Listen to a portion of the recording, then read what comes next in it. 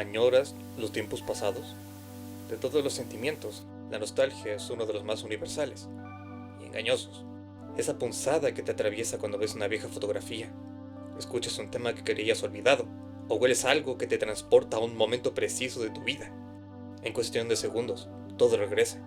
El color, la textura, las voces, y, por un breve instante, sientes que estás ahí otra vez. A veces reconforta, a veces duele, a veces ambas cosas. Una sensación agridulce que se disuelve rápido, dejando preguntas. ¿Cuándo fue que pasó tanto Porque no tiempo? puedo volver a ¿Por qué nada sentir. es como antes? Pero existe otra forma de nostalgia, mucho más extraña, una que no nace de tus recuerdos, sino de los de otros. ¿Alguna vez has visto una grabación casera? ¿Has visto una película vieja? ¿Jugado a un juego de hace 20, 30 años? ¿O escuchado música que te duplique la edad y has pensado, viejo, qué gana de haber nacido mucho antes? Ese fenómeno tiene un nombre, Anemoya. o sea, nostalgia ajena, una emoción prestada, una rememoración externa, un eco de una época que no es nuestra, pero a la que quisiéramos pertenecer. En la década pasada, con Stranger Things a la cabeza, la retrocultura ochentera volvió con fuerza. Luces neón, sintetizadores, arcades, cintas, Pepsis dietéticas, Nintendo relanzando su NES con la Classic Mini, la música synthwave inundaba internet, y de repente todos imaginábamos una vida que solo existía en películas. No es la primera vez, por supuesto.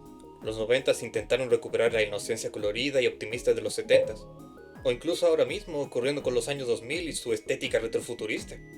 Sin embargo, detrás de ese tan pintoresco homenaje hay algo raro, algo que no se dice, quizás no por lo que recordamos, sino por lo que hemos olvidado, por la sensación de que algo falta, como si detrás de esa imagen feliz hubiese algo que no debería estar allí, fragmentos del pasado que no encajan, la imposibilidad de volver a ese ayer.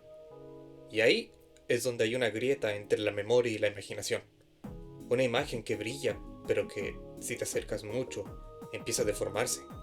La nostalgia deja de ser confortante para volverse inquietante. Lo familiar se vuelve extraño y el refugio se convierte en una trampa, como si detrás de la calidez hubiese algo observando. Y ya para hacer justicia al título, les vengo a preguntar, ¿se puede sentir terror a la nostalgia? Mamá, me da miedo Take On Me.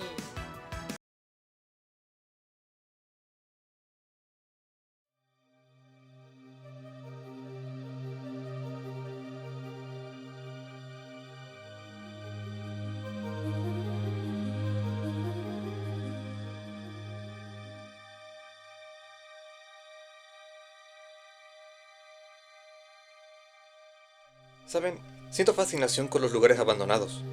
Fábricas, casas, cines, parques, monumentos, no incluso ciudades enteras. No sé, hay algo entre toda esa estructura caída, óxido, papeles tirados y vegetación invasora que me provocan unas ganas inmensas de hacer urbex, de caminar entre esos restos que parecen albergar historias. Pero me doy cuenta de que mientras más los miro, más comienzo a sentir el frío, el vacío ruido del lugar. Puedo pasarme minutos viendo esas imágenes, perdiéndome en mis propios pensamientos, imaginando cómo sería estar ahí, sintiéndome minúsculo, y pensando como si ese lugar hubiese sido parte de mi vida. Ahora imagina sentir lo mismo, no en ruinas, sino en lugares vacíos o casi intactos. Es ahí donde nos adentramos al Weirdcore, Dreamcore y los Liminal Spaces, movimientos artísticos y visuales nacidos de foros y comunidades de internet, donde lo onírico se mezcla con lo inquietante, imágenes que asemejan a recuerdos capturados a mitad de un sueño, pasillos vacíos iluminados por tubos fluorescentes, patios de escuela al atardecer, malls enormes sin gente, habitaciones con alfombras y paredes amarillentas, lugares que parecen familiares, pero imposibles, que deberían estar llenos de gente, pero están vacíos, como si formaran parte de un recuerdo que no es tuyo, o de un sueño que tuviste cuando eras niño y ya olvidaste. Internet se ha convertido en un gran archivo de esa memoria difusa, actuando como un museo del pasado reciente. Son fragmentos de vidas que quedaron congeladas, pistas de lo que fuimos, atrapadas en la nube. Es una ruina pixelada que nos devuelve una emoción prestada, y ahí lo digital y la sensación se funden. El duelo por un tiempo que no vivimos, pero que sentimos nuestro. Y esa contradicción genera miedo. Visitar un liminal space digital no es tan distinto a entrar a una escuela cerrada hace años, un cine con los carteles descoloridos. No es miedo por lo que hay, sino lo que falta. Las risas que ya no se escuchan, las luces que ya no encienden, las voces atrapadas en las paredes. Cada objeto, cada rincón cubierto de polvo, parece tener una historia que contar, porque detrás de esa estética, los colores pastel y el ruido digital, hay una verdad que no queremos admitir. Ahora, ¿qué tal si hacemos esa experiencia aún más interactiva?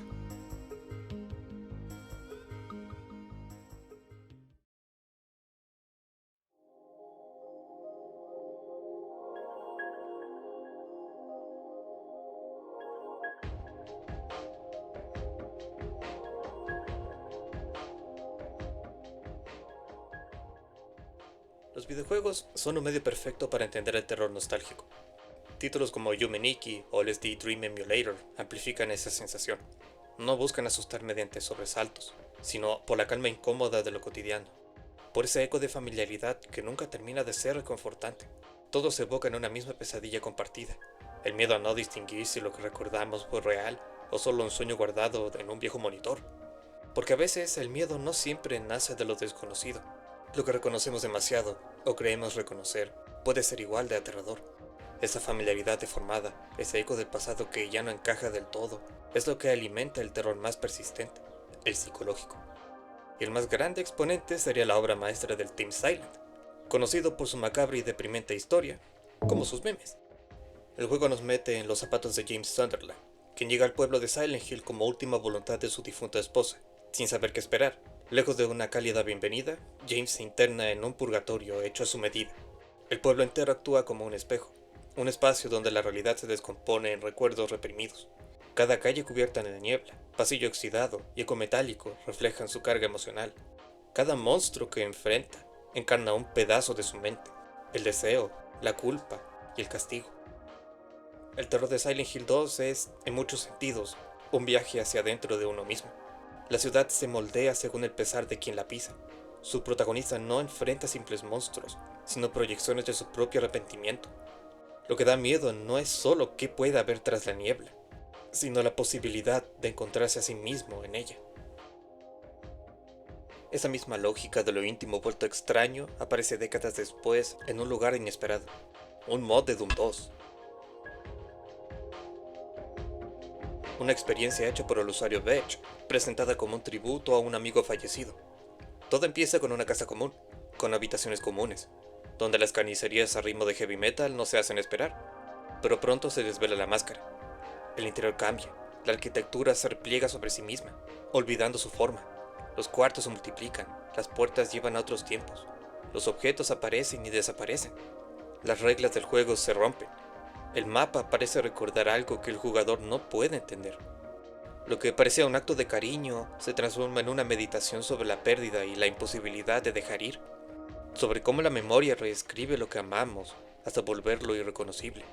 Su creador nunca buscó asustar con monstruos, sino con la persistencia del duelo, y eso lo hace tan inquietante, porque uno siente que también está entrando en la casa de alguien, pero con la sensación de que ese alguien podría ser un amigo, un ser amado, o incluso tú.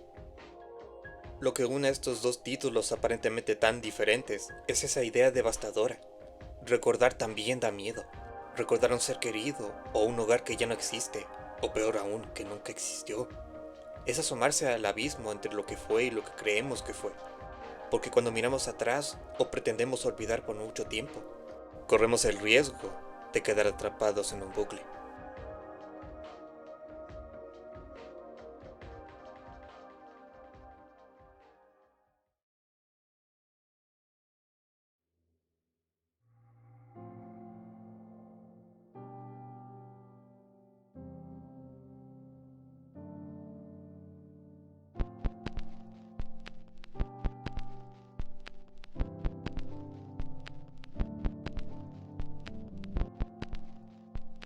Si los videojuegos nos hacen partícipes del miedo al pasado, el cine lo hace universal, y nos hace testigos de su fantasma. Existe la idea de que una película es de terror si busca asustar directamente, si grita o si impacta, pero el miedo no siempre necesita gritar, no siempre se necesita de lo grotesco o visceral. El séptimo arte ha experimentado con el género desde incluso antes que se acuñase el término de terror psicológico. Pero, yendo a lo que nos compete, hay directores que han sabido capturar ese terror de lo familiar, ese temblor entre el confort y el pavor, ambientando sus historias en espacios cotidianos que, bajo cierta luz, se revelan como prisiones para sus personajes.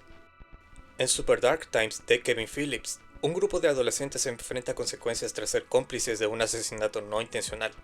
Dos de ellos caen en espirales distintas que confabulan en su ruptura. Zack es acosado por pesadillas, y Josh se aísla del mundo.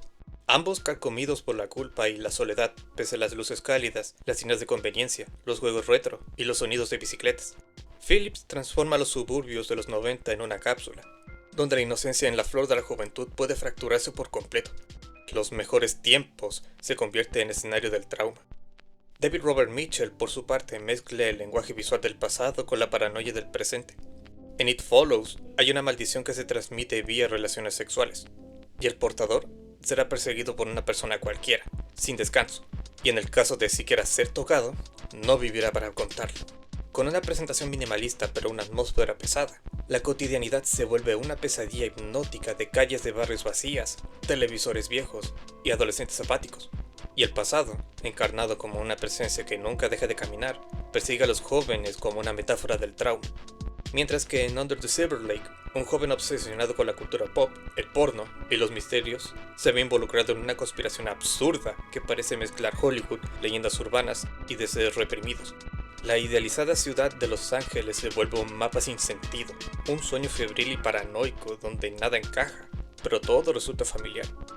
Pero quien mejor entendió esa brecha entre lo familiar y lo siniestro fue David Lynch, un diseñador de mundos sacados de sueños a medio dormir, donde la nostalgia en vez de añorable o melancólica se vuelve pesadillesca, tomando forma de canción de radio y café humeante. En Blue Velvet, el joven Jeffrey descubre un oído humano en un jardín aparentemente perfecto. Su curiosidad lo termina involucrando con una mujer masoquista amenazada por la mafia. Los personajes realizan actos de lo más surreales e imprevisibles, al mismo tiempo que se expone una cara diferente y turbia del ideal barrio suburbano. Detrás de las cercas blancas, los autos brillantes y las casas ordenadas, Lynch revela un corazón corrupto, que late bajo la superficie del sueño americano, un secreto que ni la más embriagadora idealización puede tapar. Y mientras, en la serie Twin Peaks, ese ideal se transforma en tragedia. El asesinato de Laura Palmer no solo destruye la tranquilidad del pueblo, sino que también descompone la ilusión de comunidad, de inocencia, de hogar. El tono acogedor, las melodías de jazz suave, las risas del Double R Dinner, todo se vuelve un lamento disfrazado de costumbre. Cada personaje parece vivir atrapado en el intento de preservar una vida que ya se desmoronó, de recordar algo que nunca recuperarán. En Twin Peaks The Return, Lynch lleva esa idea al límite. El regreso esperado no trae respuestas, sino más vacío. Típico de Lynch. Es el reencuentro con un pasado que ya no existe, con un eco que suena igual, pero no significa lo mismo. Más que un thriller policial, es un ritual de duelo colectivo, un retrato de cómo el recuerdo puede ser tanto consuelo como condena. Lynch entiende que el terror no siempre grita, a veces susurra en un eco. Se presenta en una sonrisa amable, una melodía de jazz, o en una habitación que debería reconfortar, pero no lo hace. Estos tres en conjunto representan a la memoria dejando de ser refugio para volverse una amenaza, porque el verdadero miedo no está en perder el pasado, sino en darnos cuenta de que solo existe distorsionado.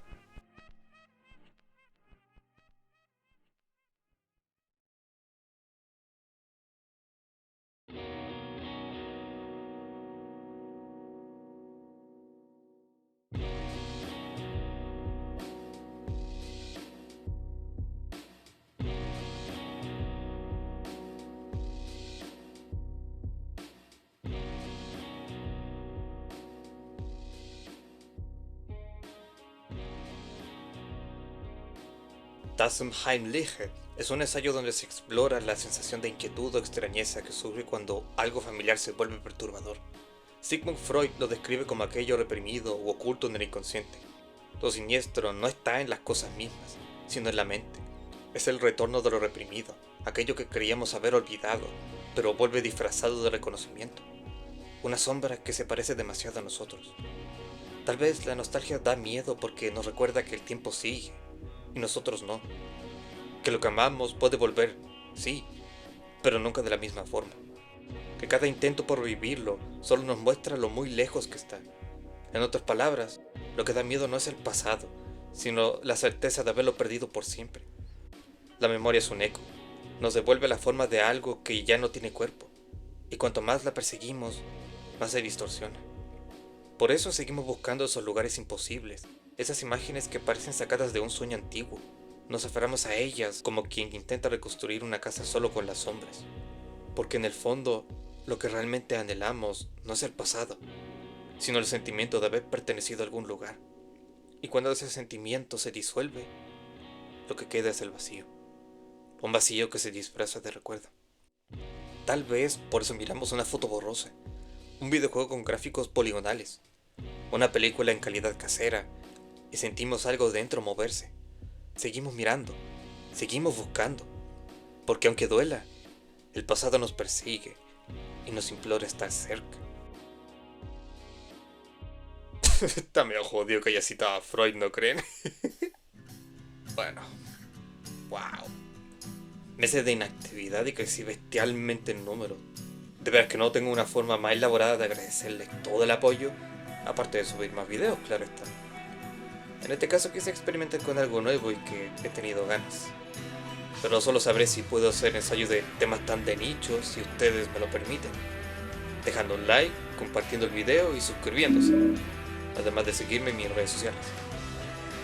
Muy feliz Halloween y nos estamos viendo hasta que el sol se vuelva a poner.